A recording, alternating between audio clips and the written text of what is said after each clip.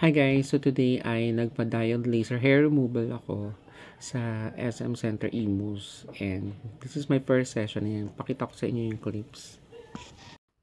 So dito nga ako nagpunta sa Royal Aesthetics sa SM Center Imus. Yan, ito yung front niya. Pagpasok niya sa reception.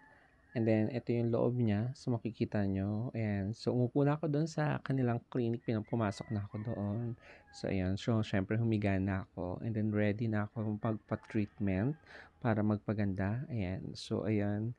Nililaser na nga yung aking face, yung bigote. Ayan. Yung mga hair ko sa chin. And then, sa upper lips ko. Ayan. Iba yung feeling niya kasi meron siyang pinapahid na gel na para siyang malagkit para hindi ka mainitan sa face. Ayan.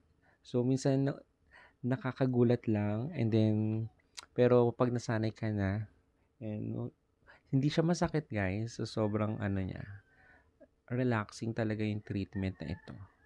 So, and then also, nagpaano rin ako sa underarm. Pa-laser din ako dyan. So, makikita nyo kung gaano kaputi yung underarm ko. Char. Ayan. So, kasi may mga tumutubo talaga din dito sa underarm ko.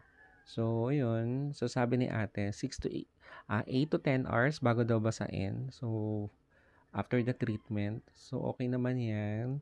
So, tinakpan din yung mata ko dyan. And then, ayan. So, yun. Nilalagyan din nila ng gel para hindi masakit, hindi masaktan pag nagle-laser si ate girl.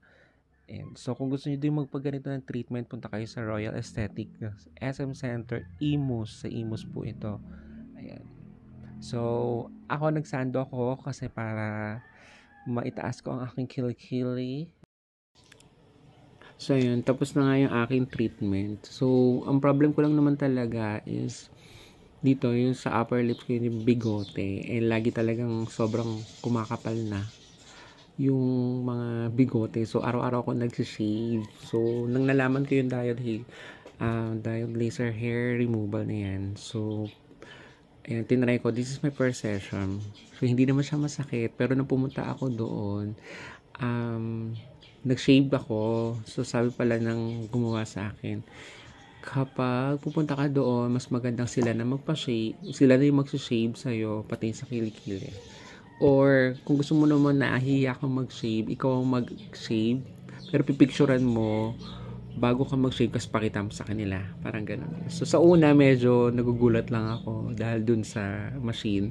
Pero, nung mga second hindi na siya. So, hindi siya masakit. O, as in, walang pain. So, nakakagulat lang siya. Katas, mabait naman yung nag-assist sa akin. And then, yun yung first session ko, okay naman siya. So, syempre, first pa lang naman yon. Pero so far pa naman, okay naman siya. Ayan. And then, titingnan natin ulit sa mga second session. Ang alam ko, mga 6 to 8 session yun. Yung ganon. So, para matigil yung sumpa.